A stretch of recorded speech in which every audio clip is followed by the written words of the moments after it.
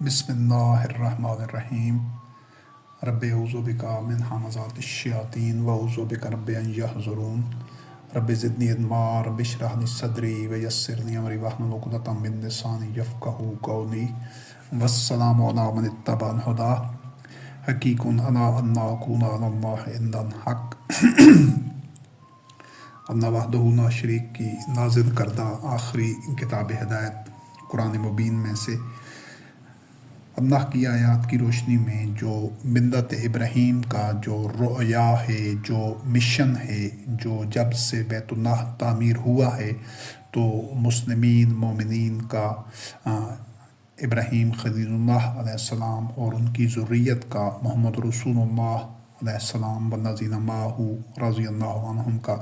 ان سب کا جو مشن رہا ہے، جو ویژن رہا ہے، جو خواب رہا ہے، جو ہدف اور نصب العین رہا ہے، اس سلسلے میں یہ تیسرا درس ہے۔ اس کے مختلف حصے ہوں گے، مختلف کوشوں سے، مختلف پہلوؤں سے اس خواب کو اور اس خواب کی تعبیر کے مختلف پہلوؤں کو اللہ کی آیات کی روشنی میں دیکھنے کا، بیان کرنے کا، سمجھنے کا یہ سلسلہ ہے۔ اس سلسلے میں یہ تیسرا درس ہے۔ اس سے پہلے 2 درس ہو چکے ہیں جن میں اس کے پہلے 2 حصوں پر ان کو واضح کیا گیا ہے کتاب اللہ کی آیات کی روشنی میں۔ یہ تیسرا حصہ ہے۔ پہلے 2 حصوں میں بیت اللہ کی تعمیر کے اہداف و مقاصد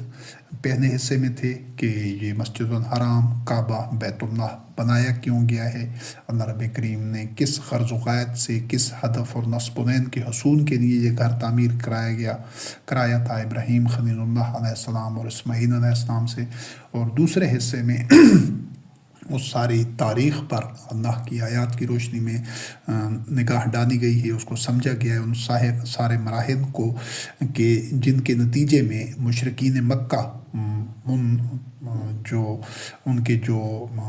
پیشرو تھے مشرکین مکہ کے، یعنی وہ دعویٰ کر رہے تھے کہ ہم ابراہیم خلیل اللہ علیہ السلام کے دین پر ہیں، ہم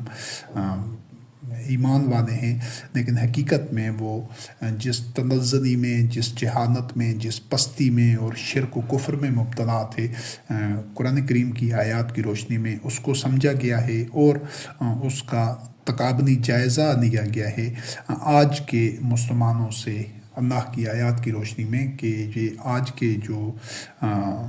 2 ارب کے قریب جو مسلمان ہیں، جو اپنے آپ کو ملت ابراہیم کہتے ہیں، جو اپنے آپ کو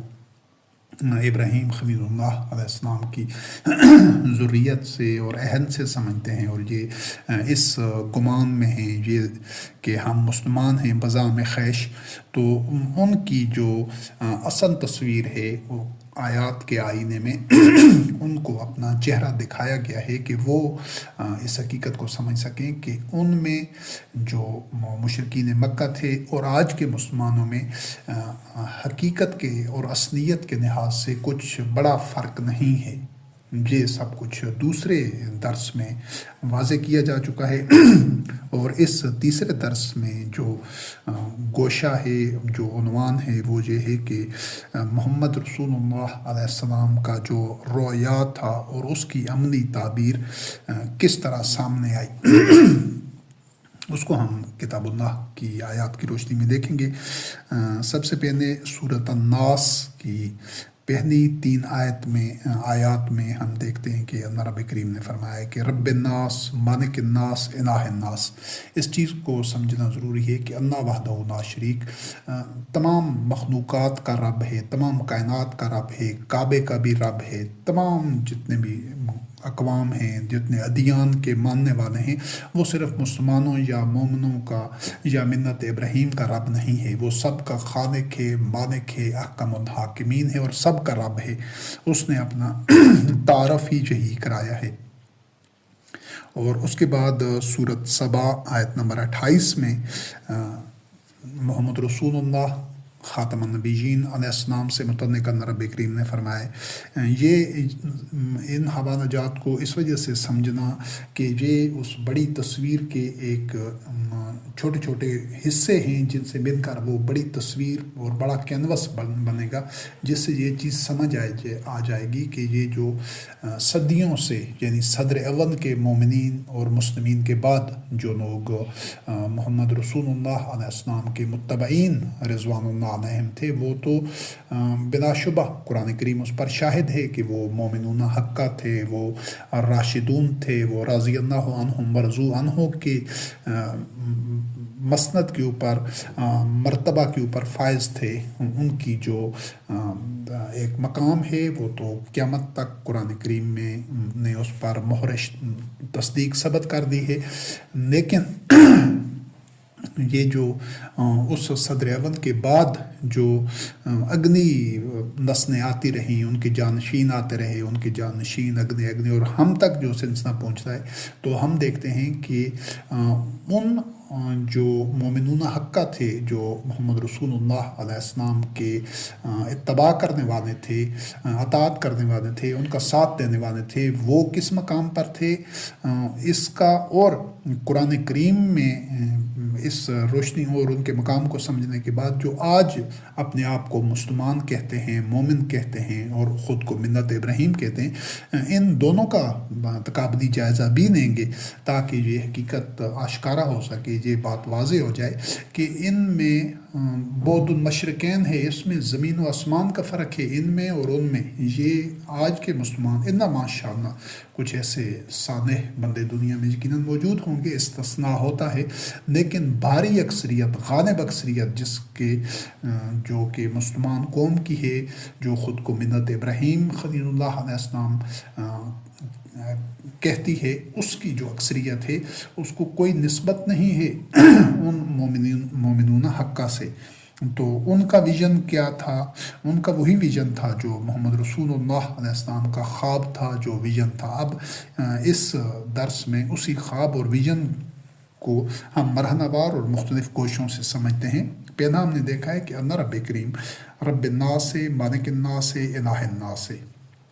ये चीज़ तय हो गई। वो किसी ख़ास कौम का, किसी दीन के मानने वालों का, या किसी कबीले या किसी रंग नस्ल का, किसी खित्ते का रब नहीं है, वो इंसानों का रब है, तमाम मखलूक़ात का भी और इंसानों का भी। जबकि इसके बाद सूरत सबा की आयत नंबर 18 में अल्लाह रब्बुल इज़्ज़त ने नबी करीम अलैहिस्सलाम को मुखातिब करके वाज़े किया है कि वमा अरसलनाका इल्ला काफ़तन लिन्नास बशीरन व नज़ीरन वलाकिन अक्सरन्नास ला यअलमून,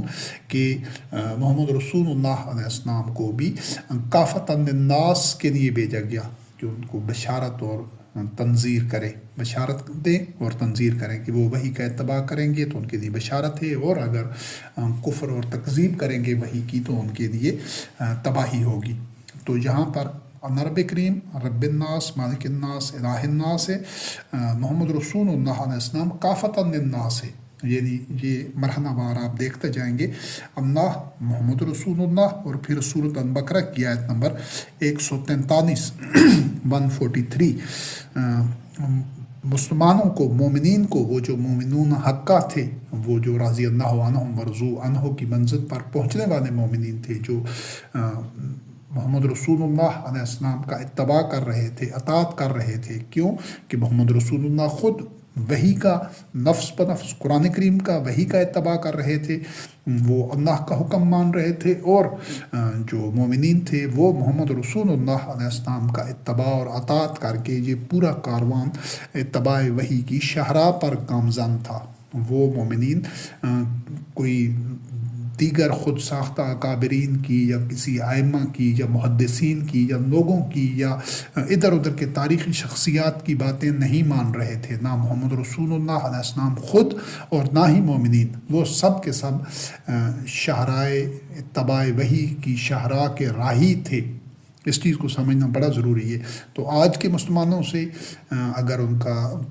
मवाजना और तकाबन करें तो आज तो शिर्क की पस्तियों में और تہوں میں دبے ہوئے ہیں آج کے مسلمان کی، ان کے سینکڑوں درجنوں بیسیوں ہزاروں آنہات ہیں جو خود بنائے ہوئے ہیں، ان کے اندادلہ ہیں، شرکاء ہیں، ان کے ائمہ ہیں، ان کے فقہا ہیں، ان کے خود ساختہ اولیاء ہیں، اکابرین ہیں، اور تاریخی شخصیات ہیں، محدثین ہیں، اور کتنے شخصیات ہیں جن کو وہ کبھی بھی یہ موجودہ جو اپنے آپ کو مسلمان کہتے ہیں، یہ ان کو ترک کرنے پر، چھوڑنے پر آمادہ نہیں ہے۔ قرآن سے، اللہ رب کریم کی وحی سے جو ان کی وابستگی ہے وہ علامتی اور برائے نام ہے، بالکل مشرکین مکہ کی۔ جبکہ جو محمد رسول اللہ علیہ السلام کے متبعین تھے، والذین معہ رضی اللہ عنہم تھے، وہ تو ان کا تو سب کچھ ہی قرآن کریم تھا، اور اس قرآن کریم کا جو ایک اس کی اتباع کا ایک زندہ پیکر وہ محمد رسول اللہ علیہ السلام تھے، جو ہر وحی کے حکم کے آگے سر تسلیم خم کر رہے تھے اور اعلان کر رہے تھے کہ ان اتبع الا ما یوحی الی اور انا اول المسلمین، کہ وہ وحی کا اتباع کر رہے تھے۔ سب سے پہلے وہ ہر حکم، ہر آیت کا خود اتباع کرتے، اس پر ایمان لاتے، اور مومنین ان کے پیچھے پیچھے ہوتے، ان کے ساتھ ہوتے اس شاہراہ کے اوپر۔ یہ ان مومنین کا مقام ہے۔ آج قدم قدم پر معیشت، معاشرت، اخلاقیات، سماجی معاملات، عدل و قسط، جو بھی کردار، تقوی، بر، عبادات، جو بھی معاملات ہیں، اس میں جو اپنے آپ کو ملت ابراہیم اور مسلمان کہتے ہیں، ان کا قرآن کریم سے لینا دینا نہ ہونے کے برابر ہے۔ علامتی طور پر، نمائشی طور پر، کاسمیٹک کے انداز میں وہ پڑھنے کی حد تک، ثواب یا قرات یا حفظ یا اس حوالے تک، تلاوت کی حد تک ہے، ورنہ ان کو وہ آگہی نہیں، بلکہ وہ خود ساختہ جو ان کے شرکاء ہیں، اندادلہ ہیں، خود ساختہ ائمہ، اکابرین، مفسرین، محدثین، اور یہ سارے جو طبقات ہیں، ان کے کھڑے ہوئے جو بت ہیں، جو بنائے ہوئے ہیں نسل در نسل، اور پھر وہ مذہب آبا پر چلتے ہوئے، اپنے آبا کی تقلید کرتے ہوئے ہر آنے والے دن میں ان بتوں کی تعداد میں اضافہ ہوتا جا رہا ہے۔ تو یہ حقیقی چہرہ ہے، اصلیت ہے آج کے مسلمانوں کی۔ تو اس وقت کے جو مسلمان تھے، ان کو جب ہم کتاب اللہ کی روشنی میں سمجھتے ہیں، جن کو اللہ رب کریم نے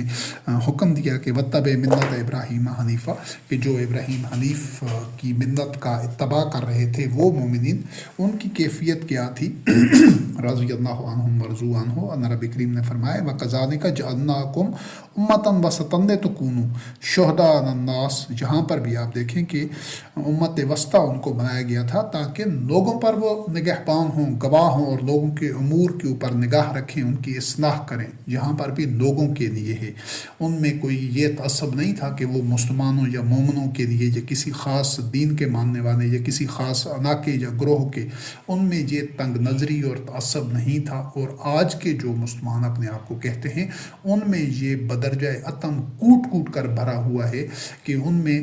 ایک تعصب ہے اپنے بس مسلمان ہونے کا، کہ دوسرے انسانوں سے وہ آج کے مسلمان جو ہیں، جو خود کو مسلمان کہتے ہیں، وہ نفرت کرتے ہیں، تعصب رکھتے ہیں، بیر، بغض، عداوت اور دشمنی رکھتے ہیں، حالانکہ عملی طور پر خود مشرکین مکہ کی طرح جہالت میں اور تفرقہ میں اور شرک میں اور کفر میں مبتلا ہیں، لیکن ان کا جو حمیت جاہلانہ ہے وہ مشرکین مکہ کی طرح تو وہ دوسروں کے لیے، اہل کتاب کے لیے اور دوسرے ادیان کے ماننے والوں کے لیے، آج کے جو اپنے آپ کو مسلمان کہتے ہیں، ان کا سینہ کشادہ نہیں ہے، ان کی اصلاح کے لیے کوشاں نہیں ہیں، ان کے لیے وہ اپنی توانائیاں اور صلاحیتیں وقف کرنے کے لیے تیار نہیں ہیں، کھلے دل سے ان کو تسلیم کر کے ان کی اصلاح کا سامان کر دیں اور ان کے لیے ایک مثال بننے کے لیے آمادہ نہیں ہیں، کیونکہ ان کے دامن میں تو خود کچھ ہے نہیں، یہ دنیا کے سامنے اپنی کوئی کارکردگی پیش کرنے کی اہلیت ہی نہیں رکھتے، تو اس وجہ سے یہ اس تعصب میں اور تنگ نظری میں مبتلا ہیں۔ جبکہ وہ مومنین شہداء علی الناس ویکون الرسول علیکم شہیدا، کہ محمد رسول اللہ علیہ السلام ان کے اوپر، ان کے اعمال، ان کے معاملات کے اوپر گواہ اور نگران تھے، وہ اس کو مینیج کر رہے تھے، اور جو مومنین تھے انہوں نے سارے لوگوں کے معاملات کو مینیج کرنا تھا۔ اور جو تبدیلی کبنا ہوا تھا اس میں بھی اللہ رب کریم نے فرمایا کہ تاکہ یہ پتہ چل جائے کہ کون رسول علیہ السلام کا اتباع کرنے والا ہے اور کون پیچھے الٹے پاؤں پھرنے والا ہے۔ تو اس سلسلے میں ان مومنین کہ وہ ہر معاملہ زندگی میں ان کی معیشت، معاشرت، اخلاقیات، ان کے اندر کوئی تعصب نہیں تھا، کوئی ان کی ذاتیات اس حوالے سے کوئی ان کے اندر انا نہیں تھی، تو اور وہ ساری انسانیت کے لیے جس طرح اللہ رب کریم رب الناس مالک الناس الہ الناس سے محمد رسول اللہ علیہ السلام کافۃ للناس ہیں، اور وہ خود شہداء علی الناس سے کہ ان کے سینے میں محمد رسول اللہ علیہ السلام کے قلب میں جس طرح تمام انسانوں کے لیے ایک درد تھا، ایک ان کی اصلاح کی ایک فکر تھی اور ایک جدوجہد کا پیکر تھے ہر لمحہ، اسی طرح مومنین بھی تھے۔ لیکن آج کے یہ جو مسلمان ہیں خود کو مسلمان کہتے ہیں، سمجھتے ہیں، تو یہ تو تنگ نظری میں، تعصب میں اور اپنی حمیت میں ان میں کوٹ کر بھری ہوئی ہے کہ سارے انسانوں کے لیے تو یہ ان کا دامن اس طرح وسیع ہے ہی نہیں، ان کے قلب اور صدر میں، ان کے سینے میں ان کے لیے جگہ ہے ہی نہیں۔ تو اسی وجہ سے ان کو، آج کے مسلمانوں کو، مشرکین سے تو یہ قریب تر ہیں، مشرکین مکہ سے، لیکن اس دور کے مسلمانوں مومنین سے، مومنون حقہ سے ان کو علامتی طور پر برائے نام بھی نسبت نہیں ہے، اور ان میں کوئی ان کا تقابل اور موازنہ اور قربت ہے ہی نہیں۔ اس کے بعد سورت آل عمران میں آیت نمبر 110 میں بھی اللہ رب کریم نے اسی حقیقت کو واضح کیا ان مومنین کے لیے کہ کنتم خیر امۃ اخرجت للناس، جہاں پر پھر وہی بات ظاہر کی گئی ہے کہ تم بہترین امت ہو۔ کیوں کہ اس وقت جو اہل کتاب میں سے جو لوگ وحی کی تعلیمات کو چھوڑ چکے تھے، جو خود یہود و نصارہ بن گئے تھے، اور سارے نہیں، ان میں بھی اس وقت اچھے لوگ تھے۔ یہ اپنے مقام پر اس کی الگ مکمل وضاحت ہوگی کہ جو سابقہ انبیاء علیہ السلام کی تعلیمات پر عمل کرنے والے لوگ تھے، ان میں کتنے ایسے لوگ تھے کہ جب وہ قرآن کریم کو جو ہی سنتے تھے وہ اس پر ایمان لے آتے تھے، ان کی آنکھوں سے آنسو جاری ہو جاتے تھے۔ لیکن ایسے بھی تھے ان میں کہ جو کہتے تو اپنے آپ کو انبیاء علیہ السلام کا پیروکار اور ان کے راستے پر چلنے والا، لیکن حقیقت میں انہوں نے احبار و رہبان کو رب بنا لیا تھا، اور وہ محمد رسول اللہ علیہ السلام کے مخالف بن گئے تھے۔ وہ بھی وہی نبادہ اوڑے ہوئے تھے ایمان کا۔ تو اس میں اس طرح کے لوگ بھی تھے۔ تو جو مومنین تھے، مسلمین تھے، تو وہ اللہ رب کریم نے فرمایا کہ ان کو سارے انسانوں کے لیے اخرجت للناس خیر امت،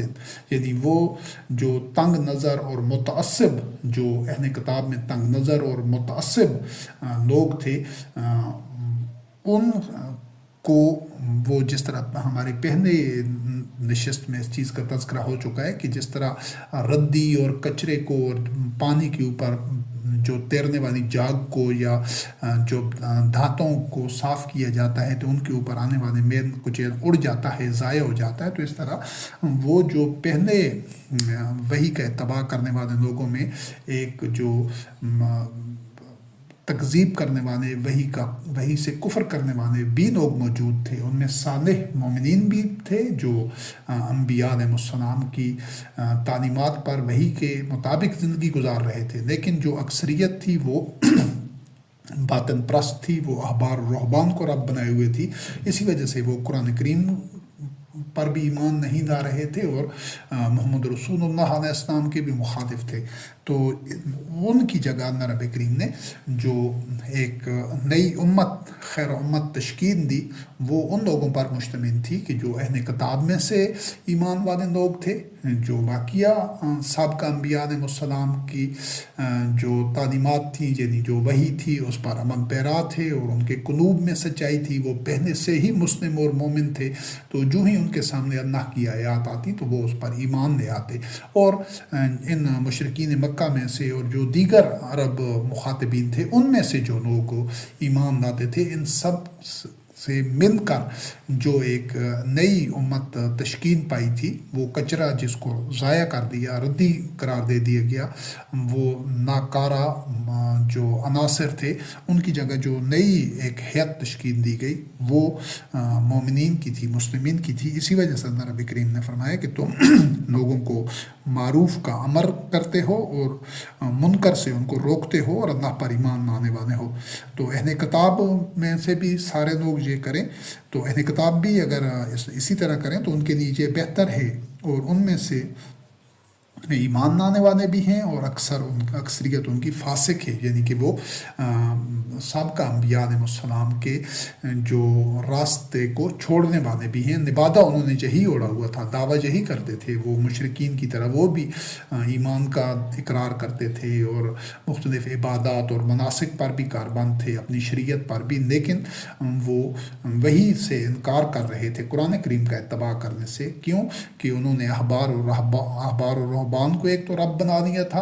اللہ کو رب نہیں مانتے تھے، زبان سے اقرار کرتے تھے، عملی طور پر اللہ وحدہ لا شریک اور رب الہ اور معبود نہیں مانتے تھے، اور دیگر یہ کہ وہ جس طرح پہلے تذکرہ ہو چکا ہے کہ وہ صلاۃ کو ضائع کر چکے تھے، اضاعوا الصلاۃ واتبعوا الشہوات، شہوات کے پیچھے چلنے والے تھے، کیونکہ ان کے وہ جو احبار و رہبان تھے تو وہ تو اللہ کی آیات کو بیچتے تھے، وہ تو اپنے مالی مفادات کے لیے، تو وہ لوگ جو ان کے پیروکار تھے یقیناً وہ ہدایت پر نہیں ہو سکتے۔ تو یہاں پر آپ نے دیکھا ہے کہ یہ جو مومنین تھے، ایک تو اللہ رب العزت سب جہانوں کا رب ہے اور سب انسانوں کا، اور نبی کریم علیہ السلام سارے انسانوں کے لیے، پھر مومنین شہداء علی الناس سارے انسانوں کے معاملات کے نگران ہیں اور ان پر ذمہ دار ہیں، انتظام کرنے والے ہیں، اور مومنین جو ہیں وہ اخرجت للناس وہ بھی سارے انسانوں کے لیے۔ تو یہاں سے آپ یہ چیز پہلے دیکھ لیں اور آگے اس کو مکمل کر کے پھر ایک نتیجہ نکالتے ہیں۔ پھر سورۃ البقرہ کی آیت نمبر 224 ہے، جس میں اللہ رب کریم نے فرمایا کہ تم اپنی قسموں کو ایک ڈھال مت بناؤ کہ تم لوگوں کے ساتھ بر اور تقوی اور لوگوں کے درمیان اصلاح کرنے سے رک جاؤ، یعنی ایسا کوئی موقف، ایسا کوئی ایگریمنٹ، کوئی عہد، کوئی چیز ایسی چیز ڈھال نہ بناؤ کہ جس کی آڑ میں تم اپنی اس اصل ذمہ داری سے تم غافل ہو جاؤ یا اس کو چھوڑنے کے لیے عذر پیدا کر سکو۔ وہ اصل ذمہ داری کیا ہے کہ تم لوگوں کے ساتھ بر، یعنی لوگوں میں وسعت پیدا کرو، بھلائی کرو، نیکی کرو۔ یہ مسلمانوں کی، مومنین کی، ملت ابراہیم کی اور مومنون حقہ کی، راشدون کی یہ اصل پہچان ہے کہ ساری انسانیت کی خیر خواہی کریں، ساری انسانیت کی بہتری کے لیے کوشاں ہوں، ہر لمحہ ہر جس حد تک ان کے لیے ممکن ہو وہ نوع انسانی کی بہتری کے لیے کام کریں، اور یہ کام کر رہے تھے مومنین، تب ان کو خیر امت اللہ رب کریم نے قرار دیا تھا۔ تو انہوں نے کیا کرنا تھا، ان تبرو، کہ تم بر یعنی نیکی کرو، بھلائی کرو، وسعتیں پیدا کرو، اچھائیاں پھیلاؤ سارے لوگوں کے لیے، اور تقوی اختیار کرو، وتصلحوا بین الناس، لوگوں میں اصلاح کرو۔ یعنی دنیا میں دو ہی چیزیں ہیں، جس طرح پورے اس کائنات کے نظام میں شروع سے جس طرح یہ ازداد ہیں، یعنی حق ہے اس کے مقابلے میں باطل ہے، نور ہے اس کے مقابلے میں ظلمات ہے، شر ہے اس کے مقابلے میں خیر ہے، اسی طرح جو فساد ہے اس کے مقابلے میں اصلاح ہے۔ تو مومنین اسی اصلاح کے نمائندے تھے، اصلاح کا علم انہوں نے تھاما ہوا تھا، اور کس کے درمیان؟ بین الناس، صرف مسلمانوں کے درمیان نہیں، سارے انسانوں کی اصلاح کے لیے۔ تو یہ روش مومنین کی تھی۔ اور پھر سورۃ آل عمران کی آیت نمبر 138 میں اللہ رب کریم نے فرمایا ھذا بیان للناس وہدی وموعظۃ للمتقین، کہ یہ قرآن لوگوں کے لیے بیان ہے اور مومنین کے متقین کے لیے ہدایت اور واعظ و نصیحت ہے۔ تو قرآن کریم، اب ساری چیزوں کو ایک نظر میں دیکھ کر ایک نتیجہ اخذ کرتے ہیں اور پھر آگے بڑھتے ہیں۔ اللہ رب کریم سارے انسانوں کے لیے ان کا رب ہے۔ محمد رسول اللہ علیہ السلام کافۃ للناس، جو ملت ابراہیم ہے، جو وحی کا اتباع کرنے والے مومنین تھے، وہ شہداء علی الناس اور وہ اخرجت للناس، اور اس کے بعد جو مومنین ہیں ان کی ذمہ داری تصلحوا بین الناس، اور قرآن کریم بیان للناس، تو اس سارے تناظر میں آپ دیکھیں کہ ان ساری چیزوں پر نہ تو اللہ رب العزت پر، محمد رسول اللہ علیہ السلام پر، قرآن کریم پر مسلمانوں کی کوئی اجارہ داری یا مسلمانوں کا جیسے کوئی ان کو ٹھیکیدار نہیں بنایا گیا، بلکہ مسلمان ہوتے ہی وہ ہیں جو اپنے ذاتی علاقائی یا حسب نسب کے نسانی قومی تعصب سے، تنگ نظری سے نکل کر وہ پوری انسانیت کے لیے سوچیں، وہی مسلمان ہوتے ہیں۔ آج کے جو مسلمان ہیں، یعنی نتیجہ ان ساری آیات سے یہ نکلتا ہے کہ اسلام انسانیت کا دین ہے، جو تعصبات میں، جو تنگ نظری میں اور جو ایک پستیوں میں چلے جاتے ہیں، تاریکیوں میں، وہ اپنے قبیلے کے لیے، کسی خاص مذہب کے لیے، فرقے کے لیے، اپنے حسب نسب کے لیے، زبان کے لیے، منک کے لیے، علاقے کے لیے، رنگ کے لیے، نسل کے لیے جو سوچتے ہیں، جو خود کو ان دائروں میں قید کر لیتے ہیں، وہ مسلمان نہیں ہو سکتے۔ تو یہ محض کہنے کی بات نہیں ہے کہ اسلام عالمگیر انسانیت کا دین ہے، یہ اللہ کی کتاب سے یہ حقیقت واضح ہے۔ قرآن کریم ساری انسانیت کے لیے ہے، محمد رسول اللہ ساری انسانیت کے لیے، تمام انسانوں کے لیے، اللہ تمام انسانوں کے لیے۔ اس پر کوئی مسلمانوں کی کوئی اجارہ داری نہیں ہے، بلکہ جو سمجھے کہ یہ ساری چیزیں محمد رسول اللہ علیہ السلام، یہ اللہ صرف مسلمانوں کا ہے، قرآن صرف مسلمانوں کے لیے ہے، اور وہ خود اپنے آپ کو مسلمانوں کی حد تک محدود رکھیں، تو وہ تو مسلمان ہیں ہی نہیں۔ ان کو وہ بجائے وسعتوں میں جانے کے، وہ تو تنگ نظری میں اور وہ پستیوں میں جا رہے ہیں، وہ آفاق کی طرف ان کی سوچ میں وسعت نہیں ہے، بلکہ ان کی سوچ میں سکڑاؤ ہے۔ یہ اس سوچ کا، اس نظریے اور اس پیغام کی ضد ہے جو کہ قرآن کریم میں دیا گیا ہے۔ اور آج ان ساری آیات کی روشنی میں ہم دیکھتے ہیں کہ یہ جو ہمارا اصل موضوع ہے، کہ یہ جو بیت اللہ ہے، مسجد الحرام ہے، یہ ناس کے لیے، نو انسانی کے لیے کچھ بھی یہاں پر نہیں ہو رہا، محض ایک بے روح رسم و رواج ہے، کچھ رسمیں ہیں، مردہ رسمیں ہیں۔ وہاں پر عقل، فکر، شعور سے عاری لوگ جا کر اپنی وقت، توانائیاں ضائع کر رہے ہیں، اور اس سے آل سعود کو اور جو سعودی عرب کے باشندے ہیں ان کو مادی مفادات حاصل ہو رہے ہیں، اور ان کی چودراہٹ اور اجارہ داری اور ان کا ایک اثر و رسوخ دوسرے مسلمانوں پر بالکل اسی طرح ہے جس طرح مشرکین عرب کے جو سرغنے تھے، جو سرکردہ لوگ تھے، جو بالادست طبقات تھے، ان کو جو اس بیت اللہ کی وجہ سے اور کعبے کے مجاور ہونے کی وجہ سے، اولیاء ہونے کی وجہ سے، ان کو جو ایک امتیازی حیثیت حاصل تھی اس معاشرے میں، عرب کنچر میں، آج سعودی عرب والوں کو یا آل سعود کو محض اسی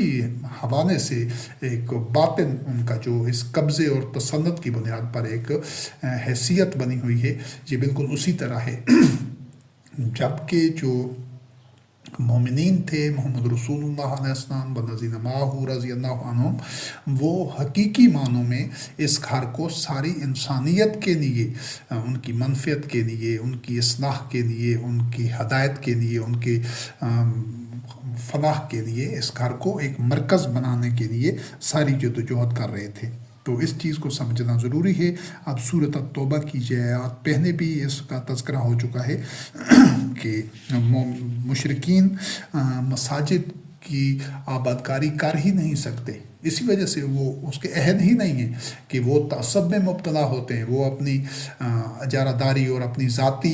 وہ ایک تکبر میں مبتلا ہوتے ہیں۔ وہ تو ساری انسانیت کے لیے ان کے اندر تو وسعت قلب اتنی ہوتی نہیں ہے، شرح صدر تو ہوتی نہیں کہ ساری انسانیت کے لیے وہ سوچیں اور ان کی فلاح کے لیے کوشش کریں اور اپنی توانائیاں، صلاحیتیں اور اوقات لگائیں، بلکہ وہ تو تنگ نظری کے اندھیروں میں جکڑے ہوئے ہوتے ہیں، تعصب میں، نفرت میں، دوسرے لوگوں سے، سارے انسانوں کے وہ ہمدرد ہوتے نہیں۔ جبکہ محمد رسول اللہ علیہ السلام خاتم النبیین اور والذین معہ تو تمام انسانوں کے لیے خیر خواہ تھے، ان کے لیے ایک بنائی اور اصلاح اور ان کی منفعت کے لیے ہر گھڑی کوشاں تھے۔ تو یہی وجہ ہے کہ آج کے جو خاص طور پر جو کعبہ کے اولیاء ہیں، متونی ہیں، جن کے پاس تونیت کعبہ ہے آل سعود کے پاس، وہ قطعاً کسی بھی طور پر ان مومنین سے ان کو کوئی نسبت نہیں ہے. باقی تمام جو مسلمان ہیں ان کو بھی کوئی نسبت نہیں ہے، اور ان کو خاص طور پر کیونکہ ان کے پاس یہ اہم ذمہ داری ہے، تو ان کی حیثیت آل سعود کی یا جو سعودی عرب کے باشندے ہیں عرب، ان سب کی حیثیت مشرکین مکہ وانی، قریش وانی ہے کہ انہوں نے جو ناجائز استحسان کر رہے ہیں اس سے اپنے ناجائز مفادات حاصل کر رہے ہیں. تو جس طرح ان کے یہ تو اپنے اس کفر کے اوپر، یعنی یہ جس طرح وہ مشرکین مکہ باوجود ظاہری رسومات کے، مناسک کے اور زبانی دعویٰ کے، رب کریم نے ان کو کہا ہے کہ وہ اپنے کفر کے اوپر خود شاہد ہیں، تو اسی طرح اور ان کے امانہ کارت تھے، تو اسی طرح آج کے یہ جو ہیں کعبہ کے متونی، ان کی بھی یہی کیفیت ہے. اس میں زیادہ فرق نہیں ہے، 19-20 کے فرق سے ہی حقیقتاً دونوں ایک ہی سطح پر ہیں، ایک ہی طرح کی پستی، جہالت اور مانوی لحاظ سے ان کی ظاہر میں کچھ فرق ہے، یا وقت کے جس طرح مختلف انداز اور پیرائے میں تبدیلی آ گئی ہے، لیکن وہ سطحی اور معمولی فرق ہے. ان کی حقیقت ایک ہی ہے، وہی مشرکین مکہ والی. تو اس کے بعد اللہ رب کریم نے فرمایا کہ یہ جو اللہ کی مساجد ہیں، تمام مساجد جو اللہ کے لیے ہیں، وہ تو ان کو جو آباد کرنا ہے، ان کی جو تونیت ہے، یہ تو ان لوگوں کے ہاتھ میں ہونی چاہیے. وہی اس کے اہل ہیں جو اللہ پر ایمان لانے والے ہیں حقیقی معنوں میں، اور آخرت پر ایمان لانے والے، اور صلاۃ قائم کرنے والے، اور زکوٰۃ ادا کرنے والے. کہ لوگوں کی، سارے انسانوں کی زکوٰۃ کیا ہے؟ زکوٰۃ نشو و نما ہے، تزکیہ ہے، لوگوں کی ایک ارتقاء اور بہتری کے لیے جو اوقات، جو پیسہ، جو صلاحیتیں صرف کی جاتی ہیں، وہ زکوٰۃ ہے. زکوٰۃ محض قرآن مجید میں اس چیز کا کوئی تصور اور تذکرہ نہیں ہے کہ سال کے بعد اپنی جمع شدہ دولت میں سے 2.5% دے دیے جائے اور زکوٰۃ ہے. یہ غیر قرآنی تصور ہے زکوٰۃ کا. زکوٰۃ ہے نشو و نما کا سامان دینا. جس طرح سے بھی جو انسان، اس کو اللہ رب کریم نے رزق میں فضیلت دی ہے، تو وہ اپنی ضرورت کا اعتدال کے ساتھ، اسراف و تبذیر سے بچتے ہوئے، جو رزق اس کو رب نے دیا ہے، جو اکتساب رزق کی صلاحیت کسب معاش کی ہے، وہ بھرپور محنت سے کمائے اور اپنی ضرورتیں اعتدال سے پوری کرے، بخل بھی نہ کرے، اسراف و تبذیر بھی نہ کرے، اور اپنے اوپر خرچ کرے، جو لوگ اس کے زیر کفالت ہیں ان پر خرچ کرے، اور بقایا دیگر انسانوں کے لیے جو ضرورت مند ہیں، جن کی ضرورتیں پوری نہیں ہو رہی، جو احتیاج رکھتے ہیں، جو فقیر ہیں، جو سائلین ہیں، ان کے لیے وہ خرچ کرتے. یہ ہے زکوٰۃ. اور یہ کوئی سال کا دورانیہ اس کے لیے نہیں ہے، یہ مسلسل عمل ہے. اور اس کے علاوہ جو کسی کو اللہ رب کریم نے کوئی اور ہنر دیا ہے، اس کے پاس پیسہ زیادہ نہیں ہے لیکن اس کے اندر کوئی اور ہنر ہے، اس کے پاس کوئی صلاحیت ہے، علم ہے، ہنر ہے، کوئی قابلیت ہے، تو وہ اس کو دن رات دیگر انسانوں کی نشو و نما کے لیے، ان کے تزکیہ کے لیے، ان کی بہتری اور اصلاح کے لیے وہ خرچ کر رہا ہے، تو وہ زکوٰۃ ہی دے رہا ہے. اس چیز کو، زکوٰۃ کو وسیع تر تناظر میں سمجھنا ہے. اس کو وہ مذہبی پیشواؤں کے بنائے ہوئے تنگ اور محدود مفہوم میں نہیں سمجھنا، کیونکہ قرآن کریم میں اس کا تصور اس طرح نہیں ہے. اور وہ جو مومنین ہیں جو مسجدوں کو آباد کرنے والے ہیں، وَلَمْ يَخْشَ إِلَّا اللَّهَ، کہ وہ اللہ کے علاوہ کسی کی خشیت ان کے دل میں نہ ہو، ان کے دل میں صرف اللہ کی خشیت ہو، اللہ رب کریم کے سامنے وہ خاشعین ہوں، تو وہی لوگ ہیں کہ جو ہدایت یافتہ ہوں گے. جہاں پر آپ دیکھ لیں کہ یہ جو پہلے حصے میں بھی اس کو دوسرے میں بیان کیا گیا ہے کہ یہ جو پوری دنیا میں جو اکثریت جہاں پر مسلمانوں کی، جو اپنے آپ کو مسلمان کہتے ہیں، ان ملکوں کے جو حکمران ہیں، تو یہ تو طاغوت کے اعلی کار ہیں، یہ تو عباد الطاغوت ہیں خاص طور پر. اور پھر جو ان کی رعایا ہے، جو عوام الناس ہیں مسلمان، وہ ان کے عباد ہیں. یہ تو خود جو حکمران، جب ان کے دل میں اللہ کی خشیت نہیں ہے بلکہ آدمی طاغوت کے سامنے یہ سجدہ ریز ہیں اور اپنے اقتدار کے لیے بھی ان کے محتاج ہیں، تو یہ کبھی اللہ کی خشیت ان کے قلوب میں نہیں ہے. جبکہ مومنین کسی سے بھی وَلَمْ يَخْشَ إِلَّا اللَّهَ، اللہ کے علاوہ ان کو نہ کسی کا خوف ہوتا ہے، نہ خشیت ہوتی ہے، وہ اللہ رب کریم کے سامنے خاشعین ہوتے ہیں. تو یہ لہٰذا آج کے جو چاہے وہ مسلمان ہیں چاہے ان کے حکمران ہیں وہ اس معیار پر بھی پورے نہیں اترتے، لہٰذا یہ تونیت کعبہ کے مسجدوں کو آباد کرنے کے اہل نہیں ہیں، کیونکہ یہ عصر حاضر کے قارونوں، فرعونوں اور حامانوں کے آگے سجدہ ریز ہیں۔ اور اس کے بعد اگلی آیت میں اللہ رب کریم نے فرمایا، اس چیز کو بڑی باریکی تک سمجھنا ضروری ہے کہ کیا تم نے حاجیوں کو پانی پلانا اور مسجد حرام کی آباد کاری کے انتظامات کرنے کو اس طرح قرار دے دیا ہے کہ جو لوگ اللہ پر ایمان لاتے ہیں اور آخرت پر ایمان لاتے ہیں اور اللہ کے راستے میں فی سبیل اللہ جد و جہد کرتے ہیں، جہاد کرتے ہیں ہر طرح کا، چاہے وہ جانی ہو، مالی ہو، اپنی توانائیاں، صلاحیتیں، سب کچھ اللہ اور رسول کے لیے، اقامت دین کے لیے،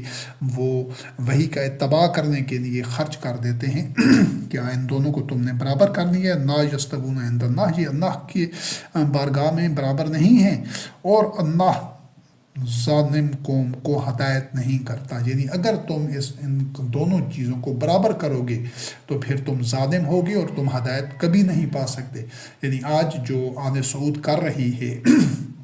پچھلے کئی اشروں سے، جب سے پچھلے تقریباً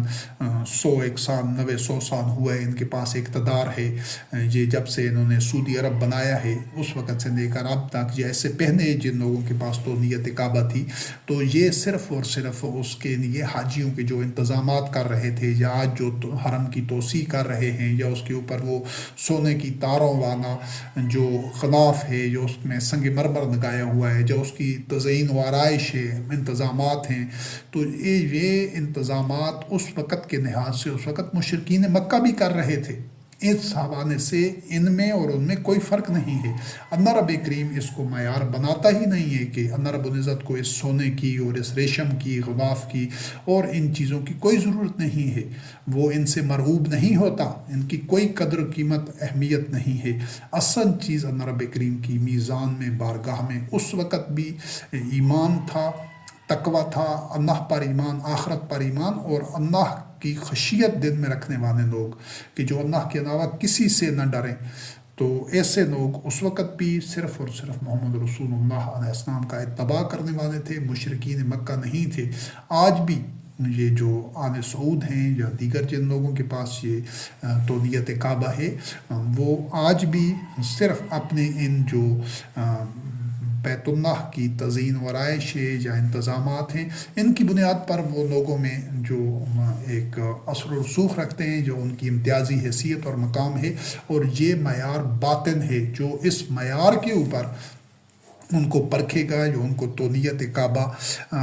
ان کے ہاتھوں میں رہنے کے لیے ان کی حمایت کرے گا کہ وہ لوگ اس کے اہل ہیں اور وہ لوگ تونیت کعبہ ان کے پاس ہی رہے، تو ایسے لوگ ظالم ہیں، قوم ظالمین ہیں، اور ان کو ہدایت نہیں مل سکتی۔ تونیت کعبہ ان لوگوں کا حق ہے کہ جو لوگ واقعتاً اللہ رب کریم پر ایمان رکھنے والے ہوں، آخرت پر ایمان رکھنے والے ہوں، اور وحی کا اتباع کرنے والے ہوں، اور وہ متقین ہوں اور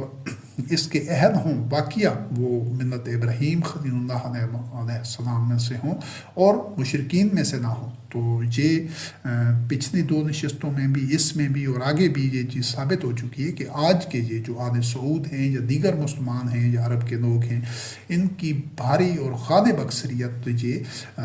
شرک کی، کفر کی مرتکب ہے، اور ان کے تمام جو رویے ہیں وہ بالکل مشابہ ہیں مشرکین مکہ کے، کیونکہ سب وہ مشرکین مکہ بھی بے روح رسوم اور عبادات اور جھوٹے اور کھوکھلے اور بے بنیاد دعووں کے اوپر اپنے آپ کو وہ ابراہیم خلیل اللہ علیہ السلام سے نسبت دے رہے تھے، بزام خیش وہ کئی اعمال بھی کر رہے تھے، لیکن اللہ رب کریم کی میزان میں ان کا کوئی وزن نہیں تھا۔ اسی طرح آج کے مسلمانوں کی کہ ہم نے کلمہ پڑھا ہے، ہمارا قرآن کریم پر ایمان ہے، محمد رسول اللہ کو ہم خاتم النبیین مانتے ہیں، یا نماز، روزہ، زکوٰۃ وغیرہ یا صلاۃ جو کچھ بھی کر رہے ہیں، ان سب کی ان سب کی بھی وہ حیثیت اسی طرح ہی ہے، کیونکہ یہ مقصد کو فراموش کر چکے ہیں۔ جو عالمی سطح پر پورے کرۂ ارض پر جو ہدف اور مقصد اور نصب العین اور جو ویژن ہونا چاہیے تھا ان کا، اصلاح فن عرض اور انسانیت کی اصلاح، اس کو یہ فراموش کر کے یہ اپنے قومی مذہبی علاقائی تعصب میں، حسب نسب میں، جس طرح عرب خاص طور پر اپنے اس فخر میں مبتلا ہیں کہ ہم عرب ہیں، وہ دوسرے دنیا کے مسلمانوں سے خود کو افضل سمجھتے ہیں، اور جو مسلمان ہیں وہ بحیثیت مسلمان اپنے آپ کو دیگر انسانوں سے افضل سمجھتے ہیں۔ تو یہی وہ غلط فہمی ہے، جہالت ہے، جو جس کا دین میں کوئی گنجائش نہیں ہے جس کی۔ تو یہ ان کے انتظامات کی بنیاد پر ان کو تونیت کعبہ کا عہد سمجھنا کہ یہ اس کو انہوں نے سونے کے تاروں والا غلاف پہنایا ہوا ہے، یا سنگ مرمر لگایا ہوا ہے، یا اس کی توسیع کر رہے ہیں، یا اس کی عمارت کو بڑا خوبصورت بنایا ہے، اس پر اسراف و تبذیر کی ہے، تو ان میں سے کسی چیز کو اللہ رب کریم کی ضرورت ہی نہیں ہے، نہ وہ ان سے مرعوب ہوتا ہے، نہ مومنین کی اور نو انسانی کی کوئی اس سے فلاح ہو رہی ہے ان چیزوں سے، بلکہ یہ سب کچھ اسراف و تبذیر ہے، اور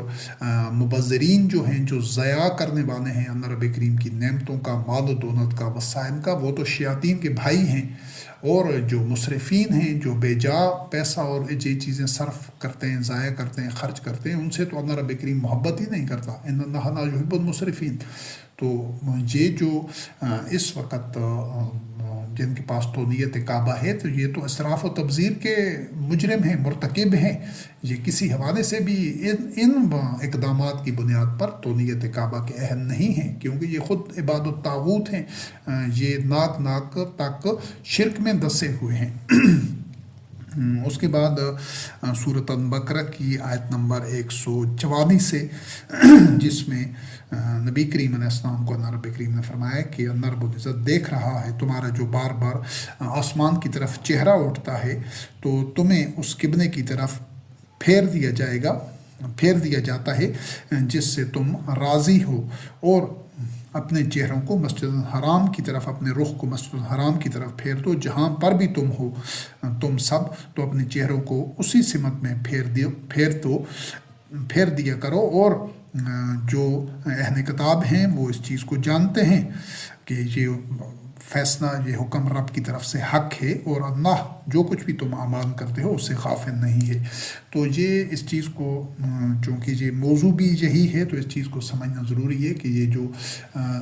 صلاۃ کے اوقات میں جو اقامت صلاۃ کی محسوس شکل ہے، یعنی جہاں پر بھی صلاۃ ادا کی جاتی ہے قرآن کریم میں، جو محمد رسول اللہ علیہ السلام صلاۃ کے اجتماعات کرتے تھے مساجد میں، کہ وہ قیام، رکوع اور سجدہ کی حالت میں قرآن کریم پڑھتے تھے، تو یہ جو صلاۃ کے دوران قبلہ رخ ہوا جاتا ہے کہ کوئی انسان دنیا کے کسی بھی کونے میں ہے، تو وہ اپنا رخ، اپنا چہرہ کعبے، بیت الحرام کی طرف، مسجد الحرام کی طرف، بیت اللہ کی طرف کرے گا۔ اس کا مقصد ہی یہی ہوتا ہے کہ پوری دنیا کے مسلمانوں کا نصب العین، ان کا ہدف، ان کی توجہات، ان کی توانائیاں، ان کا محور نگاہ اللہ کا گھر ہو، کہ ان کا ہر قدم جو اٹھے وہ اسی کے لیے وقف ہو، اسی سے منسوب ہو، اور وہ اسی مشن کو لے کر آگے بڑھ رہا ہو مومن، چاہے دنیا کے کسی بھی کونے میں ہے، کسی خطے میں ہے، جو مشن، جو ویژن، جو رویا، جو خواب بیت اللہ میں جو امام الناس ہے وہ جو دیکھ رہے ہیں، جو ابراہیم خلیل اللہ علیہ السلام کی ذریت میں سے ہیں، جو اہل ہیں، جو امام ہیں، جو منتظمین ہیں، جو کعبہ کے متولی ہیں، جو کعبہ کے اولیاء ہیں، جن کے پاس تونیت کعبہ ہے، وہ جو پالیسی بنا رہے ہیں نو انسانی کی منفعت کے لیے، تمام مومنین اس پالیسی کو اسی طرح فالو کریں، ان فیصلوں کی، اور ان کو جو خطوط دیے جا رہے ہیں ان پر وہ گامزن ہوں۔ اس طریقے سے پورے کرۂ ارض پر انسانوں کی اصلاح ہوگی۔ اگر سب کا رخ اپنی اپنی طرف ہوگا تو پھر بے شک نماز کے اوقات میں، جس طرح آج بے شک رخ ادھر کر دیا جاتا ہے، پوری دنیا میں جتنے بھی مسلمان ہیں وہ صلاۃ کے اوقات میں رخ تو ادھر کر دیتے ہیں، چہرہ تو ان کا ہوتا ہے، لیکن اصل میں سب کی جو ظاہری طور پر رخ ادھر ہوتا ہے صنعت میں، لیکن حقیقت میں ان کی ترجیحات، ان کے راستے اور ان کی جو ایک سمت ہے وہ مختلف ہوتی ہے، جو خاص طور پر جو 50 کے قریب جو مختلف ممالک ہیں اور ان میں سے کئی ایک آپس میں متحارب بھی ہیں اور بقایا سب ایک دوسرے سے ٹوٹے ہوئے ہیں، ٹکڑے ٹکڑے ہیں، تو سب کی پہلی جو ان کی سمت ہوتی ہے وہ تو اس ملک کے اپنے آئین اور قانون کی طرف ہوتی ہے، چاہے کسی ملک میں جمہوری نظام ہے یا کسی ملک میں ڈکٹیٹرشپ ہے یا بادشاہی کا نظام ہے، جو بھی وہاں کا نظام ہے، آئین ہے، سب سے پہلے وہ اس آئین کا عبد ہوتا ہے۔ تو اللہ کے عبد تو پھر رہتے نہیں ہیں، یہ تو سب کے اپنے اپنے آلہات ہیں، یہ جو وطن کا بت ہے یہ تازہ خداؤں میں سب سے بڑا تازہ خدا ہے، بڑا بت ہے، تو یہ پھر اس کے بعد مختلف طور پر اپنی اپنی قومیتوں میں، حسب نسب میں، اپنے خطے میں، اپنی زبانوں میں ان سارے بتوں کے آگے سجدہ ریز ہوتے ہیں۔ تو اس صورت میں 2.25 ارب مسلمانوں کا قبلہ کی طرف محض چہرہ ہونا یا رخ ہونا ایک ناحاصل عمل ہے، اور اس سے ان کو اسی وجہ سے کوئی منفعت حاصل نہیں ہو رہی، نہ ان کو نہ ساری انسانیت کو۔ جب اسی طرح پوری دنیا کے جو مومنین ہوں گے انشاءاللہ العزیز، مسلمین ہوں گے جو ابراہیم خلیل اللہ علیہ السلام کی ملت کے لوگ ہوں گے، جب ان کا رخ بھی بیت اللہ کی طرف ہوگا اور ان کی توجہات بھی اور ان کی تمام توانائیاں، صلاحیتیں، ان کا ارتکاز، ان کا فوکس ہر لمحے اسی طرف رہے گا کہ ہم نے جو اہداف اور مقاصد بیت اللہ سے متعین کی گئے ہیں سارے گلوب کے لیے، ساری دنیا کے انسانوں کے لیے، مسلمانوں کے لیے، جو ایک ناہ امن، جو اسٹریٹجی، حکمت عملی، جو طریقہ کار، جو پالیسیز وضع کی گئی ہیں، وہ ان کی تکمیل کے لیے، ان مقاصد کے حصول کے لیے جب پورے گلوب کے مسلمان ملت ابراہیم کے اتباع کرنے والے اس کے لیے کوشاں ہوں گے، سب کی سمت ایک ہوگی، رخ ایک ہوگا، پھر نوع انسانی کی اصلاح ہو جائے گی۔ بالکل جس طرح آپ سمجھ لیں کہ کسی عام لوہے کے ٹکڑے میں اس کے جو مالیکیول ہوتے ہیں وہ منتشر ہوتے ہیں، اس کا نارتھ ساؤتھ، کسی کا کدھر کسی کا کدھر، لیکن جو ایک مقناطیس کا ٹکڑا ہوتا ہے اس میں وہی ہوتا تو وہی لوہا ہے، لیکن ان کی تمام کی سمت ایک ہو جاتی ہے، ان کا نارتھ ساؤتھ پول ایک ہی ہو جاتا ہے تمام مالیکیولز کا، تو وہ میگنیٹ بن جاتا ہے، مقناطیس بن جاتا ہے۔ تو مومنین کے لیے یہ جو قبلہ ہے، بیت اللہ ہے، مسجد الحرام ہے، کعبہ، وہ اسی طرح ان کا جو رخ ہوتا ہے سب کا، دن کے اوقات میں جب بھی اقامت صلاۃ کا اجتماع ہو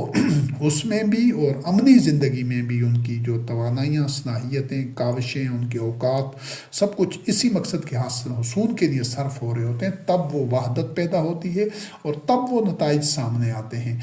یہ محمد رسول اللہ علیہ السلام کی زندگی میں جو آپ کے متبعین رضوان اللہ علیہم تھے، ان کے عہد میں انہوں نے یہ کر کے دکھایا۔ اس وقت تک خطہ عرب میں جہاں جہاں وہ تھے، اس کو ایک ماڈرن کے طور پر، ایک لمیٹڈ، ایک تجربے کے طور پر ایک خاص خطے میں یہ چیز کر کے نو انسانی کو دکھائی گئی، تب اللہ رب کریم کی نصرت و تائید ان کے شامل حال تھی۔ آج حقیقت یہ ہے کہ چہرے یا رخ یا ادھر ہونے کے باوجود توجہات سب کی الگ الگ ہیں، سمتیں، ان کی توانائیاں، صلاحیتیں، ان کی جو ان کو گائیڈ لائنز اور ترجیحات جو متعین ہو رہی ہیں وہ سب کی جدا جدا ہیں، مختلف ہیں۔ اسی وجہ سے یہ انتشار ہے، تفرقہ ہے اور وحدت کا فقدان ہے، بلکہ وجود ہی نہیں ہے وحدت کا۔ تو ان جب سارے بتوں کو توڑ کر اسی طرح جس طرح نبی کریم نے حکم دیا ہے کہ فول وجہ کا شطر مسجد الحرام، کہ تمام لوگ پھر جب ایک امام کے ہاتھ پر بیعت کرتے ہوئے، وہ امام جو ملت ابراہیم خلیل اللہ علیہ السلام سے ہوگا، جو ابراہیم خلیل اللہ علیہ السلام کی ذریت اور اہل میں سے ہوگا، جو مشرک نہیں ہوگا، جو وہ تمام تقاضے اور معیار پر پورا اترتا ہوگا جو کتاب اللہ میں بیان کیے گئے ہیں، اس کے ہاتھ پر بیعت کر کے اپنا رخ بیت اللہ کی طرف کریں گے اور اس کی اطاعت کریں گے کہ وہ خود وہی کے اتباع اور اطاعت کر رہا ہوگا۔ تو تمام مومنین جب پورے قرآن پر موجود مسلمان مومنین اس کی اطاعت اس طرح کریں گے کہ سب شاہراہ وحی پر گامزن ہوں گے، وحی کے اتباع کے راستے کے اوپر، تب وہ مقصدیت حاصل ہوگی۔ تو اب صرف مردہ اور بے روح ایک رخ تو کر دیا جاتا ہے، لیکن نہ تو کسی کو اس کا شعور ہے کہ ہم اپنا چہرہ، اپنا رخ صلاۃ کے اوقات میں کیوں اس طرف کرتے ہیں، اور نہ ہی اسی وجہ سے اس کے کوئی نتائج اور ثمرات حاصل ہو رہے ہیں۔ بس محض مردہ رسومات ہیں جن کو باقی رکھا گیا، اور وہ بھی سوچ بچار سے، عقل فکر شعور سے نہیں، برہان اور دلیل سے نہیں، نتائج دیکھ کر نہیں، بلکہ آبا کی تقلید کے طور پر یہ چیزیں باقی ہیں جو بھی شاعر اس وقت مسلمان جن کو اپنا رہے ہیں۔ اکثریت تو ان میں خود من گھڑت ہے، ان کے جو خود ساختہ شرکاء ہیں، انداد اللہ ہیں، اور خود ساختہ کابرین، آئمہ اور دیگر فقہاء مفسرین وغیرہ ہیں، ان کے گھڑے ہوئے ہیں۔ اور اگر کچھ وہ بھی ہیں جو واقعتاً اسلام کے شاعر ہیں تو وہ بھی بے مقصد ہو کر رہ گئے ہیں، اور اسی وجہ سے وہ بے اثر ہیں۔ اور سورۃ القصص کی آیت نمبر 85 ہے، جس میں اللہ رب کریم نے فرمایا ان الذی فرض علیک القرآن لرادک الی معاد قل ربی اعلم من جاء بالہدی ومن هو فی ضلال مبین، کہ جس اللہ نے آپ پر قرآن فرض کیا ہے وہ آپ کو واپس لوٹا دے گا معاد کی طرف، جہاں آپ نے واپس جانا ہے، یعنی نبی کریم علیہ السلام کو جس طرح مکہ چھوڑنا پڑا تھا، بیت اللہ، مسجد الحرام، کعبہ چھوڑنا پڑا تھا مشرکین اور مخالفین کے ظلم، ابتلاء اور فتنہ کی وجہ سے، تو اللہ رب کریم نے کہا ہے کہ اب جو قرآن کریم کا تم تمام مومنین اتباع کر رہے ہو تو یہ وہی راستہ ہے کہ یہ دوبارہ تمہیں وہاں پر لے جائے گا اور کامیابی کے ساتھ، اور اس ہدف کو تم حاصل کر لو گے۔ تو آج جو مسلمان ہیں جو اپنے آپ کو قرآن کریم تو پڑھنے کے لیے یا ثواب کے لیے یا قرأت و تلاوت کے لیے محض یا ختم اور حفظ کے لیے رہ گئے، اگر یہ قرآن کریم اپنے اوپر فرض کر لیتے اور قرآن کریم کے علاوہ کچھ بھی ایک لفظ بھی خارج از قرآن دین کے لیے نہ لیتے، تو پھر ایسے لوگوں آج بھی امت میں ملت میں پیدا ہو جائیں تو انشاءاللہ العزیز اللہ رب العزت کا وہی وعدہ آج ان کے ساتھ بھی پورا ہوگا جو محمد رسول اللہ علیہ السلام اور آپ کے متبعین کے ساتھ اللہ رب کریم کا وہ جو وعدہ پورا ہوا ہے۔ اس کے بعد سورۃ الفتح کی آیات 24 سے لے کر 27 تک ہیں کہ وہ جس وقت محمد رسول اللہ علیہ السلام کا وہ ویژن، وہ رؤیا، وہ خواب، وہ جب وہ اس نصب العین کو حاصل کر رہے تھے، وہ خواب کی تعبیر مل رہی تھی، اس کی اللہ رب کریم نے منظر کشی کی ہے کہ وہی اللہ ہی ہے جس نے تمہارے ہاتھوں کو ان سے روکا اور ان کے ہاتھوں کو تم سے، یعنی مکہ کی سرزمین میں آپس میں تولیت کعبہ مشرکین سے لینے کے مرحلے پر آپس میں قتال اور جدال نہیں ہوا، لڑائی نہیں ہوئی، حالانکہ اللہ رب کریم نے تمہیں غالب کر دیا تھا۔ یعنی جب مکہ فتح ہوا، جب تولیت کعبہ مشرکین سے لی گئی، تو مسلمان مومنین متبعین وحی رضی اللہ عنہم جو رسول کریم علیہ السلام کا اتباع کرنے والے مومنون حق تھے، وہ قوت میں بڑھ کر تھے، لیکن اس کے باوجود وہاں پر قتل و غارت سے اور جدال سے اللہ رب کریم نے ان کو بچایا، اور اللہ رب کریم ہر چیز کو دیکھنے والا ہے۔ اور وہ جو مسجد الحرام سے لوگوں کو روک رہے تھے، یعنی قریش اور جو وہ مشرکین تولیت کعبہ جن کے پاس تھی، وہ انہوں نے مسلمانوں کو مسجد حرام سے روکا ہوا تھا اور اس ہدیے کو، تاکہ وہ اپنی جگہ پر نہ پہنچ سکے۔ اور اس چیز کا تذکرہ پہلے نشست میں بھی ہو چکا ہے۔ اللہ رب کریم نے فرمایا کہ اگر وہاں پر ایسے مومنین مرد اور عورتیں نہ ہوتی جن کے بارے میں تمہیں علم نہیں ہوتا، تو وہ تمہارے ہاتھوں میں اگر تمہارے درمیان جنگ ہو جاتی یا قتال ہوتا، لڑائی چھڑ جاتی، تو وہ تمہارے ہاتھوں سے ان کو نقصان پہنچتا تھا، پھر تمہیں اس پر ندامت اور ایک افسوس ہوتا۔ تو اللہ رب کریم نے اس سے بچا لیا ہے، اور اللہ جس کو چاہتا ہے اپنی رحمت میں داخل کرتا ہے۔ اور اگر وہ مشرکین بالکل الگ ہو جاتے، یعنی ان کے درمیان مومنین و مومنات نہ ہوتے، تو پھر ان کو عذاب دیا جاتا۔ تو ان میں چونکہ مکہ میں اس وقت تک مومنین بھی تھے، مومنین عورتیں اور مومنین مرد بھی جو باوجود ہجرت نہیں کر سکتے تھے، تو ان کا تذکرہ اللہ رب کریم نے فرمایا۔ اور ایک اور اگنی آیات میں حوالہ ہے کہ جس وقت جو کافر تھے ان کے دل میں حمیت تھی، یعنی تعصب تھا، وہ جاہلانہ تعصب کہ وہ اپنی برتری اور اپنے انا کی بنیاد کے اوپر وہ قتل و غارت سے اور سرکشی سے، لڑائی سے نہیں ٹنتے تھے، کیونکہ وہ جہالت ان پر غالب تھی. جبکہ جو مومنین تھے محمد رسول اللہ علیہ السلام اور آپ کے متبعین رضوان اللہ علیہم، ان پر اللہ وحدہ شریک نے سکینت نازل کی. فانزل اللہ سکینتہ علی رسولہ وعلی المؤمنین، اور ان کو کلمۃ التقویٰ پر رکھا. تقویٰ کیا تھا کہ اللہ رب کریم کی حدود کی پاسداری، تاکہ وہ حدود پامال نہ ہوں اور امن کے ساتھ یہ مرحلہ طے ہو جائے. اگر معاذ اللہ استغفر اللہ محمد رسول اللہ علیہ السلام اور مومنین بھی ان مشرکین مخالفین کی ذہنی سطح پر اتر آتے، کلمۃ و تقویٰ پر نہ رہتے، تو پھر تو فساد اور قتال اور وہاں پر لڑائی اور جدال ہوتا، اور اس سے بہت زیادہ خون خرابہ ہوتا. اور یہ جو گھر ہے، یہ پوری دنیا کے امن کا ضامن ہے، وہاں پر وہ قتال اور خون خرابہ ہوتا اور بے گناہ لوگ بھی اس کی لپیٹ میں آ جاتے. تو اللہ رب کریم نے اسی وجہ سے مومنین کو، محمد رسول اللہ علیہ السلام اور مومنین کو کلمۃ التقویٰ پر رکھا، اور وہ اس کے اہل اور حقدار تھے. یعنی کلمۃ التقویٰ پر وہ لوگ رہتے ہیں جو اس کے اہل ہیں. جو مشرکین تھے، کفار تھے، وہ تو جاہلیت میں، اپنی حمیت میں، انا میں، وہ تو اپنی ناک کی خاطر تڑ رہے تھے. اس کی چاہے ان کو کوئی بھی قیمت ادا کرنی پڑتی، کسی طرح کا بھی فساد ہوتا تو وہ تو انتقام اور اپنے تعصب اور جاہلیت کی آگ میں جل رہے تھے. تو وہ دوسروں کو بھی بسم کرتے ہوئے ان کو کوئی ہچکچاہٹ یا کوئی ان کو رکاوٹ ان کے راستے میں نہ ہوتی. جبکہ جو محمد رسول اللہ علیہ السلام اور مومنین تھے، ان کا تو ہر قدم اصلاح کے لیے تھا، خیر کے لیے تھا، اور انسانیت کے اور سب انسانوں کے امن اور تحفظ کے لیے تھا، ان کی بھلائی کے لیے تھا. یہ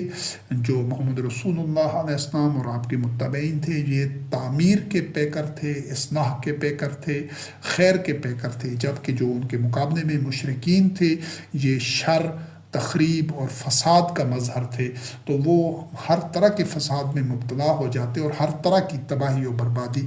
کا باعث بن سکتے تھے، اس کا ذریعہ بن سکتے تھے، اور وہ بنتے رہے. لیکن یہ تو جس طرح آگ اور پانی دو چیزیں ہوتی ہیں کہ پانی نے آگ کو بجھانا ہوتا ہے، تو جو مومنین ہوتے ہیں، جو ملت ابراہیم پر ہوتے ہیں، وہ کبھی بھی یہ تخریب، یہ نو انسانی کے لیے جو فساد ہے یا ان میں جو خرابی ہے، وہ سوچ ہی نہیں سکتے.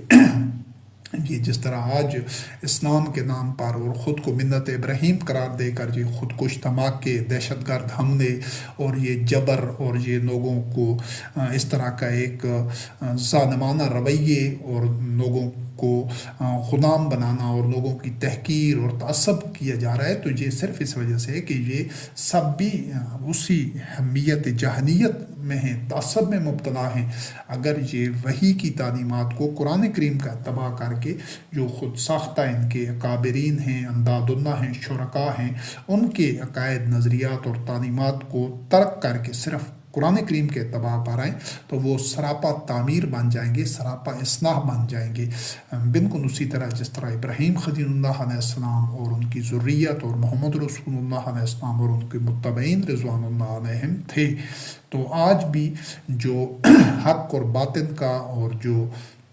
اصلاح اور فساد کا فرق سمجھنا ہے، تو اس کے لیے ضروری ہے کہ ان بنیادی حقائق کو قرآن کریم کی روشنی میں سے سمجھا جائے. تو یہ آج جو جس طرح مختلف یہ تشدد کے ذریعے یا یہ جو تصور ہے کہ تلوار کے ذریعے اسلام پھیلائے یا جنگوں کے ذریعے یا ان کے اوپر مسلط ہو کر یا ان کو محکوم اور مجبور رکھ کے ان کو قتل کر کے بم دھماکے، دہشت گردی، خودکش حملے، ان کا اسلام سے کوئی تعلق نہیں ہے، ایسا چیز کا کوئی تصور ہی نہیں ہے.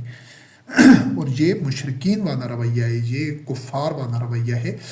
نام بے شک لوگ اس کے لیے ڈھال یا اس کے لیے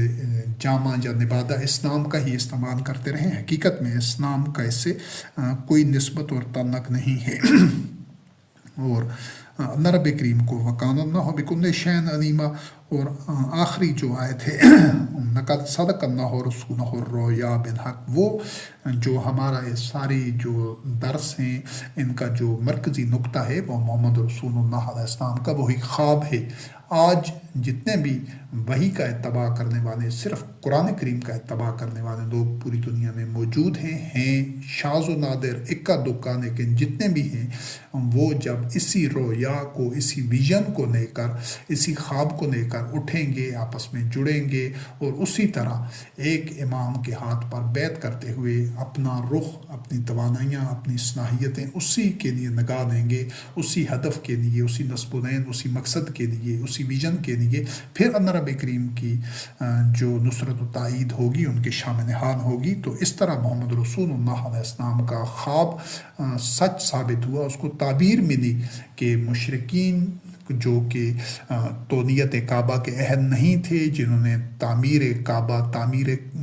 مسجد الحرام کے مقصد کو فراموش کر کے اس کو محض پوجا پاٹ اور اپنے ذاتی مفادات کے حصول کا ذریعہ بنا رکھا تھا، جو قابض تھے، جو ناجائز استحسان کر رہے تھے، ان کو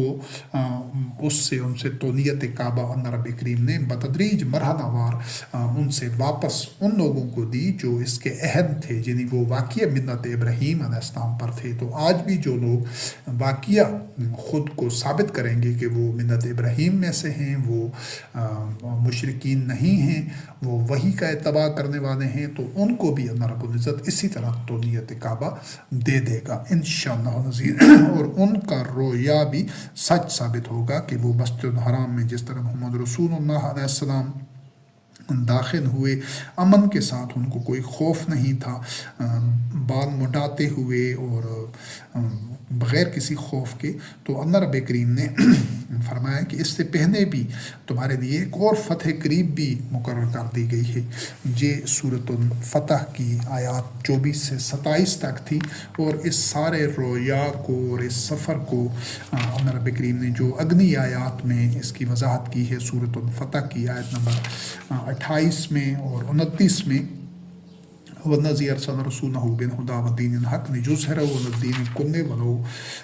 الدِّينِ كُلِّهِ وَكَفَىٰ بِاللَّهِ شَهِيدًا، کہ اللہ رب کریم نے محمد رسول اللہ کو ہدایت اور دین حق دے کر بھیجا ہی اس لیے ہے کہ وہ تمام ادیان کے اوپر غالب آ جائے، ان پر اس کو سبقت اور برتری اور غلبہ حاصل ہو جائے، اور وہ ہوا، اور وہ صرف اور صرف اس ذریعے سے ہوا، وہ کسی مال و دولت کے خرچ کرنے سے یا محض جنگی طاقت سے یا وہ کوئی قبیلے یا وہ کوئی فوجی قوت سے نہیں ہوا، بلکہ وہ خود کو وحی کا، قرآن مجید کا اتباع کر کے خود کو ملت ابراہیم پر لانے کے بعد وہ ہوا ہے۔ اور اس کو اللہ رب کریم نے پورے منظر کو جو ایک اس کی سمری یا ایک نچوڑ جو بیان کیا ہے کہ محمد رسول اللہ والذین معہ اشداء علی الکفار رحماء بینہم، یہ آیت آگے تک چل رہی ہے کہ وہ آپس میں بڑے نرم دل اور بڑے مہربان اور رحمت والے ہوتے ہیں، اور جو مخالفین ہوتے ہیں، جو اللہ کے دشمن ہوتے ہیں، ان کے مقابلے میں وہ سخت ہوتے ہیں، چٹان کی طرح وہ پرعزم ہوتے ہیں، اور ان میں کوئی کمزوری یا کوئی ضعف نہیں ہوتا، کوئی ڈر خوف نہیں ہوتا، تو وہ سجدے میں ہوتے ہیں، رکوع میں ہوتے ہیں، اور اللہ کی فضل کے متلاشی ہوتے ہیں، ان کے چہروں میں سجدے کے اثرات ہوتے ہیں۔ یہی مثال ان کی تورات میں اور پہلے بھی ذالک مثلہم فی التوراۃ و مثلہم فی الانجیل، انجیل اور تورات میں بھی ان کی یہی مثال ہے، کیونکہ یہ جو دین اسلام ہے پہلے دن سے تمام انبیاء علیہ السلام اسی دین اسلام پر تھے، وہ ملت ابراہیم خلیل اللہ علیہ السلام میں تھے، سب انبیاء علیہ السلام کا راستہ ایک ہی تھا۔ تو مومنین بھی ان کے جس دور میں بھی تمام انبیاء علیہ السلام کے جو متبعین رضوان اللہ علیہم تھے، وہ بھی ایک ہی راستے پر تھے، امت واحدہ تھے وہ سب کے سب، تو ان کے چہروں میں سجدوں کے اثرات ہوتے تھے، اور اس کو سارے پروسیس کو جو اس خواب کی، اس رویا کی حقیقت بننے تک کا جو مرحلے تھے، جو پروسیس تھے، اس کو اللہ رب کریم نے اس کی مثال اس طرح دی ہے جس طرح اس کھیتی کے کہ جس نے اپنی ایک کومپن اور انکھوا نکالتی ہے، یعنی کوئی فصل یا کوئی پودا اگتا ہے اور اس میں سے ایک ننھی سی سوئی نکلتی ہے، پھر اللہ رب کریم اس کو مضبوط کرتا ہے، وہ اس میں پختگی آ جاتی ہے اس کے تنے میں، اور وہ مضبوط ہو جاتا ہے، وہ پھر اپنے تنے پر وہ ننھا سا پودا سیدھا کھڑا ہو جاتا ہے، اور جو اس کے کسان ہوتے ہیں ان کو خوش کرنے لگتا ہے، اور اس سے کافروں کو غضب میں مبتلا ہوتے ہیں۔ اور اللہ رب کریم کا وعدہ ہے، وعد اللہ والذین آمنوا وعملوا الصالحات منکم مغفرۃ واجرا عظیما، کہ اللہ رب کریم ان کو ہر طرح کے جو نقصانات ہوتے ہیں ان سے بچا کر رکھتا ہے اور اجر عظیم دیتا ہے، یعنی وہ بتدریج کامیابی کی منزل سے پر پہنچ جاتے ہیں، جس طرح محمد رسول اللہ علیہ السلام پہنچے تھے۔ آج بھی جو مومنین پوری دنیا سے، پورے کرۂ ارض سے اسی مشن کو لے کر، اسی روجا کو لے کر خود کو اس کا عہد ثابت کر دیں گے، تو اللہ رب العزت ان کو بھی اسی کھیتی کی طرح اس کو ایک ابتدا سے لے کر آخر تک ان کو تکمیل